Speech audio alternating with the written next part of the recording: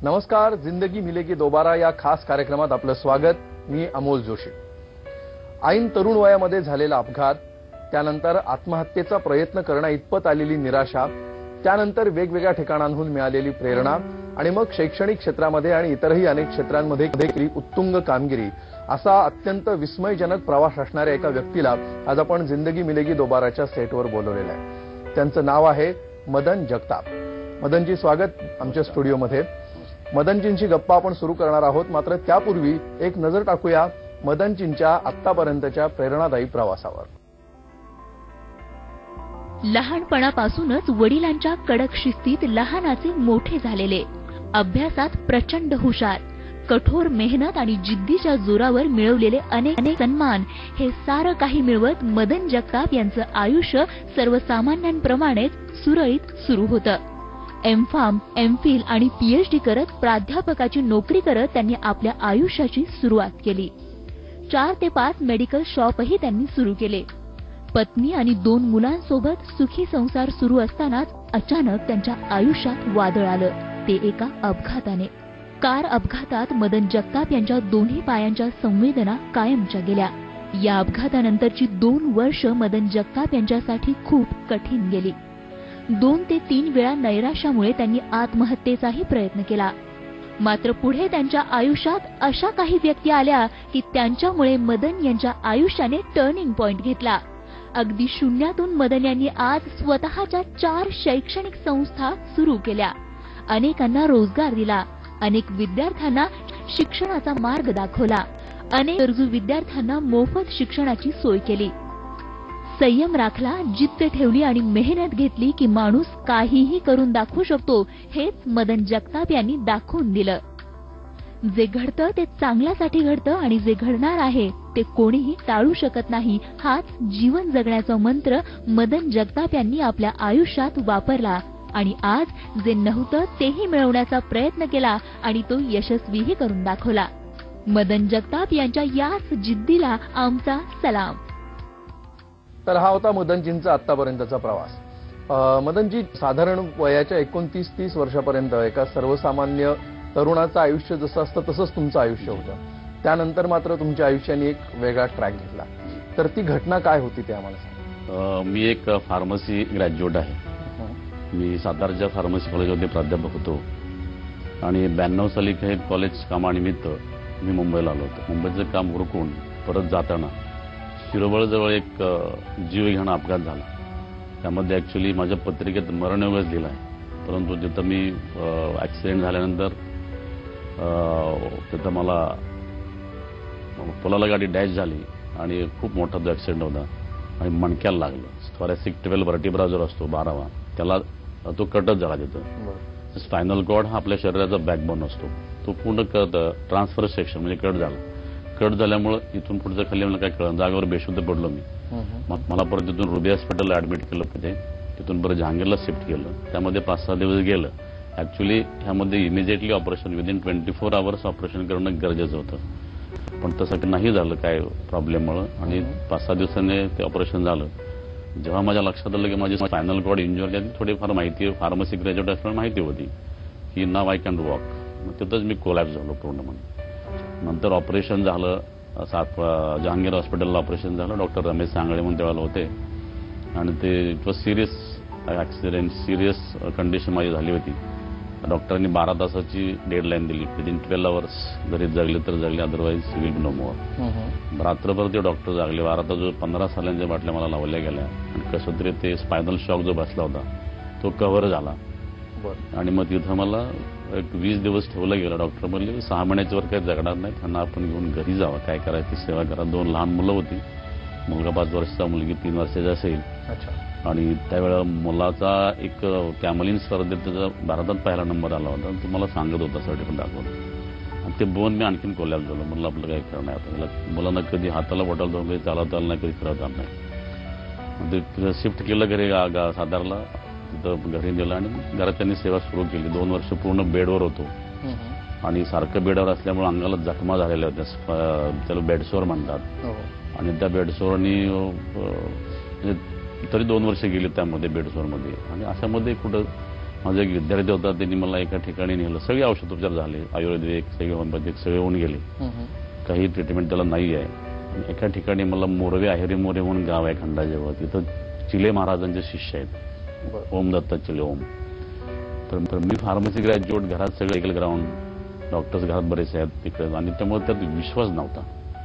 पण तरी पण एक माणूस कुठंतरी अशा म्हणून शेवटचा पर्याय म्हणून मला तिथं नेलं गेलं. त्याच्यापूर्वी मला युती शासनानं झुणका भाकरी केंद्र दिलं होतं. त्या केंद्रावरती व्यक्ती आली होती. केंद्र माझं त्यावेळेला महाराष्ट्रात पहिलं आलं. म्हणजे मी केलं, चांगलं चालवलं. त्या केंद्रावरच मला पैसे मिळायचे. सकाळी 7ला जाऊन बसायचो, रात्री 2 वाजता घरी यायचो. घरी आलं की घरात मग ते चिडाचिड व्हायची, तिथंच जेवायचं झुणका भाकरी. ते रोज 1000-1200 माणसं ती जेवायची. सगळे हमाल लोक होते. त्यांना 2 रुपयात तिचं पोट भरून जेवण, ते घरी जायचे मग असं. आणि त्या परिस्थितीमध्ये तिथं एक ती व्यक्ती आली की जो माझा विद्यार्थी होता, त्याचे वडील आले. म्हणले, गुरुजी तुम्ही एकदा त्या मोरव्याला या, तिथं देवांना भेटा, जर तुम्हाला फरक पडला तर बघा, ना काय तर ना काहीच. तर तिथं मला नेलं. ते ओम दत्त चिले ओम म्हणजे पैजारवाडीचे आहेत, जे दत्ताचे अवतार होते, त्यांचे शिष्य तिथे पडळकर महाराज म्हणून, त्यांनी मला त्यांच्याकडे नेलं आणि पुढं असं धरून नेलं उचलून. ते म्हणले, कशाला आणलंय म्हणले, कमरेतनं मोडले. कशाला आणलंय म्हणले, ती शिवी आसडली. शिवी दिली की समजायचा आशीर्वाद मिळाला. कमरेतनं मोडले म्हणले. तर तिथं म्हटले, जा म्हटले, तू कोणाचं वाईट केलं नाहीस कधी, मी तुला 25% बरा करतो म्हणले, असं बोलले.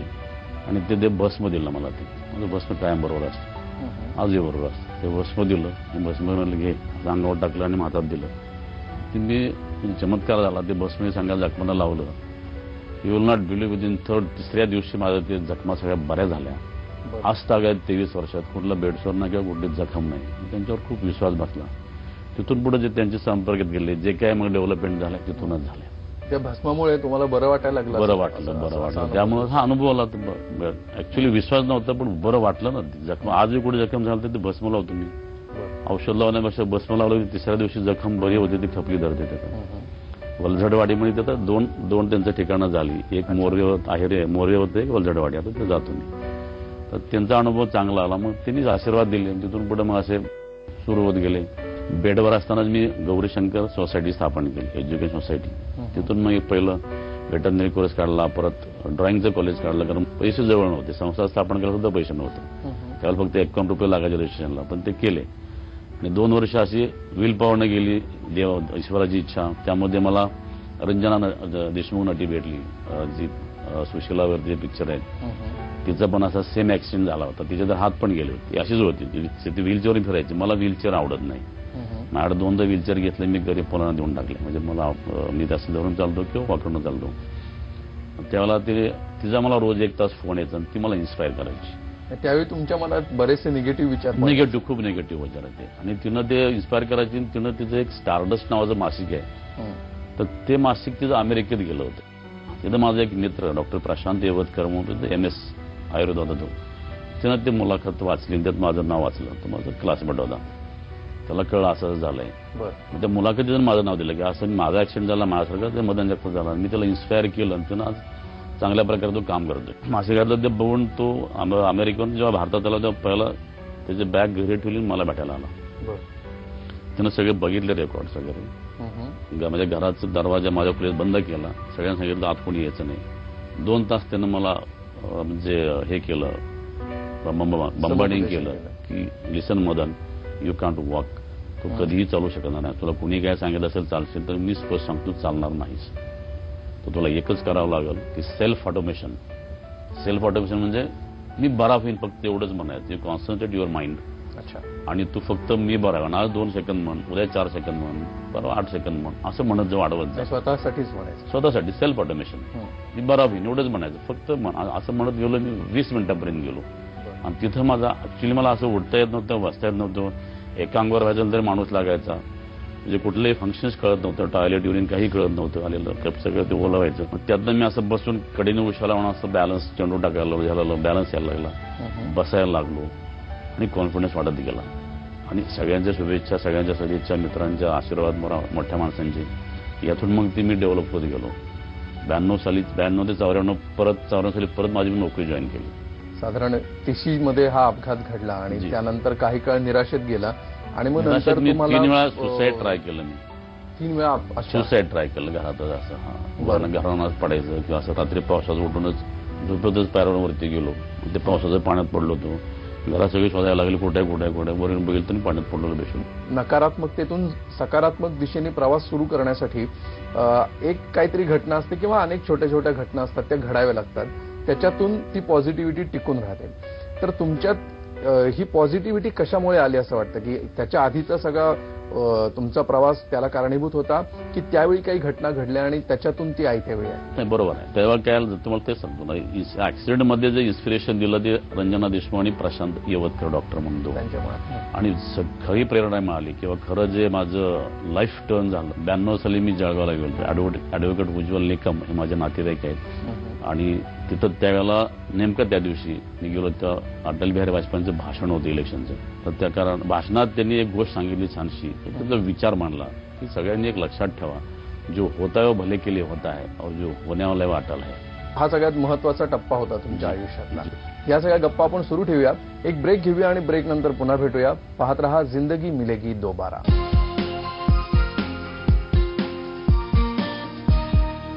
पुन्हा स्वागत जिंदगी मिलेगी दोबारा या खास कार्यक्रमामध्ये. आपण गप्पा मारतो आहोत मदन जगताप यांच्याशी. काही माणसांचा अगोदर देवावरचा विश्वास नसतो, ती नंतर माणसं श्रद्धाळू होतात. काहींचं उलटं होतं की माझ्याच बाबतीत असं का झालं, असं म्हणून देवावरचा विश्वास उडून जातो. तुमच्या बाबतीत नेमकं काय झालं? देव 100% आहे. तो नसता तर आज मी जिवंतच राहिलो नसतो. जेव्हा एवढ्या मोठ्या डॉक्टरांनी 6 महिन्याचा वेळ दिला होता, त्यातले काही डॉक्टर मोठे, इव्हन लीलावतीचे एक डॉक्टर रमाणी म्हणून आहेत, ते म्हणाले, जवळजवळ माझी 4 ऑपरेशन झाली. एका ऑपरेशनच्या वेळेस ते म्हणाले, तुमच्या ठिकाणी जगताप मी असतो तर मी कधीच आत्महत्या केली असते. अच्छा. उद्याला एक डॉक्टर सिंपी म्हणून आहेत, ते न्यूरोलॉजिस्ट आहेत. ते म्हणले, तुम्ही एवढं 23 वर्ष होऊन तुमच्या किडनी अजून एवढ्या चांगल्या कशा? आणि ते कपालभाती वगैरे करतो, त्यामुळे माझं दिवसभर फ्रेश असतो. किती कंटाळा येतो, किती काम करू द्या, सकाळी सुरू संध्याकाळपर्यंत फ्रेश राहतो. संस्था उभ्या करताना खूप अडचणी आल्या. म्हणजे तो छोटी गोष्ट नव्हती. पैसे जवळ नसताना आज सगळ्या प्रकारची कॉलेजेस आहेत, मेडिकल सोडलं तर. आणि हे कॉलेजेस उभं करताना अनेक अडचणी आल्या. समाजातल्या त्या लोकांनी अनेकांनी सहकार्य केलं, बँकांनी अनेकांनी सहकार्य केलं. अनेक बँका त्यामध्ये आहेत, पतसंस्था आहे. तुमच्या या सगळ्या प्रवासामध्ये तुम्हाला साथ दिलेल्या काही जवळच्या व्यक्तींच्या प्रतिक्रिया आज आम्ही तुमच्यासाठी आणलेल्या आहेत. तर आपण या स्क्रीनवर बघूया ते काय म्हणतात. जी. तुमच्याजवळ जिद्द, चिकाटी आणि सतत कार्यरत राहण्याचे तुमचे हे गुण, संघटन कौशल्य यासारखे गुण, या गुणांमुळे तुम्ही तुमच्या शारीरिक अपंगत्वावर मात करून गौरीशंकरच्या माध्यमातून शिक्षण क्षेत्रामध्ये फार मोठं कार्य केलेलं आहे. खरोखर तुमच्या या कार्याला सलाम करतो. 92 सालामध्ये जो ऍक्सिडेंट झाला त्यावेळेला असं वाटलं की सगळं संपलं. पण त्यानंतर तुमचा जो एक आयुष्याचा एक मंत्र आहे, फॉरगेट अँड फॉरगिव्ह, तुम्ही नियतीला सुद्धा ज्यांनी नियतीने घाला घातला त्या नियतीला सुद्धा तुम्ही माफ करून टाकलं. आणि त्याच्यावरती मात करून तुम्ही आपल्या आयुष्याला परत एकदा निर्माण केलं, परत एकदा तुम्ही आयुष्यात नवीन सुरुवात केलेली आहे. आणि ह्यामध्ये तुमचा जो शैक्षणिक क्षेत्रामध्ये जी तुमची तळमळ आहे, त्या तळमळीमधून तुम्ही जे शैक्षणिक क्षेत्रामधलं विश्व निर्माण केलेलं आहे त्याला जगात कुठेही तोड नाही. तुम्ही अनेक विद्यार्थी घडवले, तुम्ही अनेक माणसं घडवली, तुम्ही अनेक व्यक्ती जोडल्या, अनेक व्यक्तींना मोठं केलं, पण तुम्ही त्याबद्दल कधीही गर्व बाळगला नाही. दाजींची एक हिरवी स्कूटर आणि त्यावरून आपले झालेली दोघांची मैत्री, त्यातून आपण साताऱ्याचा खालचा रस्ता आणि वरचा रस्ता असं मार्गक्रमण करत होतो. आम्ही फिरत असताना ते नेहमी मला गाडीवरून फक्त एकच म्हणायचे, जयवंत आपल्याला नोकरीवरती थांबायचं नाही, तर उद्याच्या काळामध्ये आपल्याला आपल्या स्वतःचं कॉलेज आणि संस्था ही उभी करायची आहे. परंतु काही वेळेला विश्वासही बसायचा, कारण त्या पद्धतीचा एक दृढ निश्चय आमच्या दोघांमध्ये होता. परंतु काही वेळेला असं झोपेत असताना मनातल्या मनात हसायलाही यायचं की 1000-1200 कमवणारा हा प्राध्यापक उद्या स्वप्न पाहतोय कॉलेजच्या निर्मितीची आणि संस्थेची, हे कसं शक्य आहे? परंतु ते सर करून तुम्ही दाखवलं. 1992 सालचा तो दिवस आजही आठवते मनापासून. तुमच्या शिरवळ येथे झालेल्या अपघाताची ज्यावेळेला बातमी आमच्या कानावर आली तेव्हा मनाला मोठा धक्का बसला. त्या धक्क्यातनं सावरता आम्हाला काही सुचेना. अशा वेळेला आम्ही ज्या वेळेला आपणाला दवाखान्यामध्ये ज्या वेळेला भेटायला आलो त्यावेळेला तुम्ही जे वाक्य बोलला होता आयुष्यामध्ये, ते पहिल्यांदा प्रथम तोंडात आला, जो होता है भले केले, जो होने वाला है अटळ है. ते तुम्ही ते बरोबर बोलला होता. कारण आयुष्यामध्ये अनेक वेळेला अशी परिस्थिती येते की त्यावेळेला असं वाटतं की हे होणं चुकीचं होतं, परंतु आपण पाहतो की ज्या वेळेला जी घटना घडते ती विधिलिखित असते आणि त्या घडणाऱ्या घटनेपासून भविष्यामध्ये चांगलं घडणार असतं हे आम्हाला त्यावेळेला कळत नव्हतं, परंतु तुम्ही ते कृतीतनं सिद्ध करून दाखवलं. मदनजी, या सगळ्या तुमच्या जवळच्या लोकांच्या प्रतिक्रिया होत्या, ह्या सगळ्यावर आता तुमची प्रतिक्रिया काय असेल? या सगळ्या लोकांमुळेच तुम्ही नियतीला माफ केलं? हे माझे सहकारी आहेत. यामध्ये सगळ्यात माझ्या कुटुंबाचा मोठा मला सहवास मिळाला किंवा कुटुंबाचा आधार, कारण ते तिथं परिस्थिती फार वाईट होती, खायची पंचायत अशी परिस्थिती झाली होती. पण माझ्या जागेवर त्या संस्थेनं, ते संस्थेचे अध्यक्ष केशवराव पाटील, ते आमच्या खाटावरचे माजी आमदार होते, त्यांनी माझ्या निश्चिती MA BEd आहे ते त्याला नोकरीला घेतलं. त्यामुळे आमचं कसं तरी घर परत चालू लागलं. गावाकडे शेती आहे वगैरे सगळं, वडिलांची पेन्शन होती, लहान भाऊ तो मेडिकल चालवत होता, मेडिकल शॉप मी काढलं होतं. ऍक्सिडेंट झाला नसता तर कदाचित मी मेडिकलची चेन निर्माण केली असती.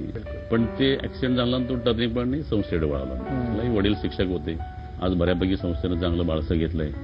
मोठी संस्था आहे, अडचणी आहेत त्यामध्ये बऱ्याचशा. सध्या इंजिनिअरिंग क्षेत्राला फार वाईट दिवस आहेत, ऍडमिशन होत नाहीत. अशा वेळेला मग ते कर्मचाऱ्यांच्या अडचणी निर्माण होतात, त्यांना पेमेंट्स वगैरे वेळ देता येत नाही, अनेक त्याला तांत्रिक अडचणी आहेत, त्यामुळे त्याचं वाईट वाटतं. पण ते दिवस फिरतील असं वाटतंय. तुम्ही अजूनही आशावादी आहात? त्यामध्ये फार्मसी क्षेत्र माझं फार चांगलं आहे, उत्तुंग आहे. Pharmacy highest. आताच यावर्षी माझा कॉलेजचा मुलगा शिवाजी विद्यापीठात पहिला आला. या गप्पा आपण अशा सुरू ठेवूया. पुन्हा एक ब्रेक घेऊया. पाहत रहा जिंदगी मिलेगी दोबारा.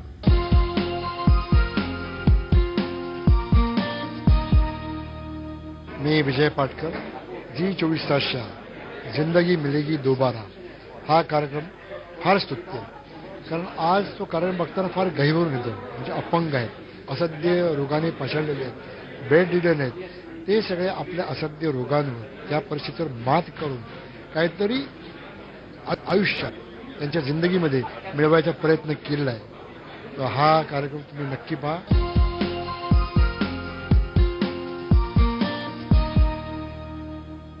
पुन्हा स्वागत जिंदगी मिलेगी दोबारा या खास कार्यक्रमामध्ये. आपण गप्पा मारत आहोत मदन जगताप यांच्याशी. मदनजी, अनेक व्यक्ती तुमच्या आयुष्यात येऊन गेल्या की ज्यांनी तुम्हाला प्रेरणा दिली सुरुवातीच्या काळात, जसं तुम्ही मागच्या भागामध्ये सांगितलं. त्यानंतरच्या तुमच्या प्रवासामध्ये काय वाटतं की कशामुळे हा प्रवास शक्य झाला आणि कुठल्या कुठल्या व्यक्तींची आता तुम्हाला आठवण येते? अनेक मोठ्या व्यक्ती भेटल्या, अनेकांचं सकारलं, अनेक पुरस्कार मिळाले. त्यातलं एक आठवण सांगायची म्हणजे आपला तत्कालीन राष्ट्रपती अब्दुल कलाम साहेब यांच्या हस्ते जो कार्यक्रम होता, तेव्हा तर मला स्टेजवरचे धरून घ्यायला लागले. तेव्हा कलाम साहेब म्हणले, you don't come on the stage, I will come down. ते चिडले आणि ते तरी मी चाललो होतो वरती, पण त्यांनी मला वर येऊच दिलं नाही. ही केम डाऊन द स्टेज. आणि खाली येऊन 10 मिनिटं माझा तो कार्यक्रम झाला आणि ते बसले, बोलले आणि म्हणले, मी तुमच्या सातारा नक्की व्हिजिट करीन. पण दुर्दैवानं ते झालं नाही, कारण पुढे नो मोर. त्यानंतर पवार साहेब जेव्हा त्यांचे 2 कार्यकर्ते सुभाष शिंदे आणि रवींद्र बेडक्याळ हे दिल्लीला गेले होते, तेव्हा शरद पवार साहेब म्हणले की बाबा मदन जगताप कोण आहे, ह्या व्यक्तीला मला भेटायचं. तो तिथून मला फोन आला. पण त्यांना भेटायच्या नंतर आपण खूप मोठे नाही होत. ते म्हणले तुम्ही निमंत्रण त्यांना द्या काहीतरी कार्यक्रमाचं. मी त्यांना कॉलेजचं उद्घाटन त्यांच्या हस्ते ठेवलं आणि ते आले. मला त्यांनी 1 तास वेळ दिला होता. पवार साहेब 4 तास थांबले आणि ते त्याचं भाषण इतकं सुंदर गेलं. त्यांचं PA मला म्हणाले, ते 30 वर्ष त्यांच्यावर आहेत की सर म्हणले मी 30 वर्ष यांच्याबरोबर आहे. असं भाषण म्हणले कधी ऐकलं नाही. सगळं पब्लिक रडलं. ते स्टेजवर म्हणले, मी आजपर्यंत कधीही सांगितलं नाही स्टेजवर जाहीर की मला कॅन्सर आहे. म्हणजे पहिल्यांदा बोलतो म्हणले मला कॅन्सर आहे. ब्रिज कॅन्डलला माझे डॉक्टर्स आहेत, ते म्हणाले साहेब 6 महिन्याच्या वर तुम्ही जगणार नाही, काय असेल ते काम उरकून घ्या. तसंच म्हणले घ्यायला पण सांगितलं होतं मदनला मी. तर डॉक्टरला म्हणले आजही मी अजून म्हणून फोन करतो, डॉक्टर मी जिवंत आहे बरं का, मी गेलेलो नाही. आणि तसंच म्हणले मदनचं हा माझ्या लायनीतला गडी आहे. बरोबर म्हणले रात्री 12 वाजता हाक मारा म्हणले मी तुमच्या बरोबर. अशा अनेक लोक भेटले आणि चांगल्या प्रकारे मला त्यांनी सहकार्य केलं. सगळे आजही सगळे सहकार्य करतात आणि त्यामुळे कुठल्या अडचण विशेष येत नाहीये.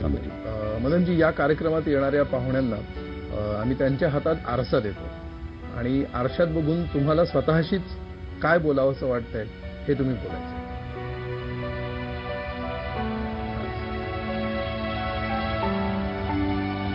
हे सगळं करताना मला आजीची प्रेरणा मिळाली. आणि खरं तर हा जिंदगी मिलेगी दोबारा हा कार्यक्रम एवढा चांगला आहे, खरोखरच मला ही जिंदगी मिळाली ती दोबारा मिळालेली आहे, दुसऱ्यांदा मिळाली. आणि हे जीवन माझं दुसऱ्यासाठीच जावं अशी माझी मनापासून इच्छा आहे. आणि मी प्रेक्षकांना किंवा सगळ्यांना सांगेन की ही गोष्ट नक्की लक्षात ठेवा आयुष्यात की जो होता है भले के लिए होता है और जो होने वाला है अटल आहे. आणि त्यासाठी माझा हा कार्यक्रम बघून माझ्यासारखे अनेक असे पेशंट आहेत की जे जागेवर बसले, त्यांनी इन्स्पिरेशन घ्यावं आणि त्यांनी कधी खचून जाऊ नका. खचलात तर संपला तेवढं लक्षात ठेवा, देवावर विश्वास ठेवा आणि जिंदगी मिलेगी दोबारा या कार्यक्रमात अनेकांनी असं यावं आणि सर्वांना इन्स्पिरेशन द्यावं असं मला मनापासून वाटतं. बिलकुल. तुमची जी स्वप्न आहेत ती तुम्ही पूर्ण करत आला आहातच, पण इथून पुढचीही तुमची सगळी स्वप्न पूर्ण होत, जास्तीत जास्त विद्यार्थी तुमच्या हातून घडवत आणि तुम्हाला यश आणि चांगलं आरोग्य आणि भरपूर आयुष्य लाभो अशा मी शुभेच्छा देतो. आणि थँक्यू व्हेरी मच तुम्ही आमच्या कार्यक्रमात आलात आणि आमच्याशी बोललात त्याबद्दल. धन्यवाद. तर आपण बघितलं की जो होता है भले के लिए होता है, जो होता है वो अच्छे के लिए होता है असा संदेश घेऊन एका जीवघेण्या अपघातातून पुढच्या आयुष्याचा प्रवास सुरू केलेल्या आणि केवळ प्रवास सुरू केलेल्याच नव्हे तर जो होता है अच्छे के लिए होता है हे सिद्ध करून दाखवलेल्या एका अवलियाशी आपण गप्पा मारल्या आणि त्यांचा प्रेरणादायी प्रवास आपण जाणून घेतला.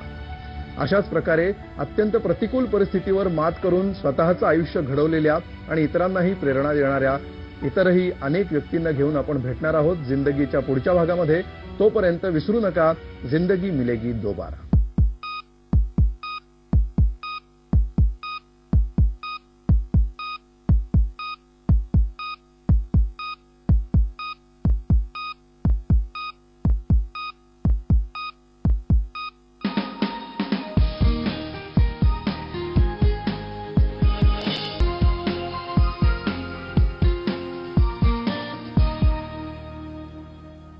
सहप्रायोजक चिकित्सा वेलनेस मॅनेजमेंट, मणक्यांच्या व सांध्यांच्या विकारांवर उपयुक्त बाह्योपचार चिकित्सा.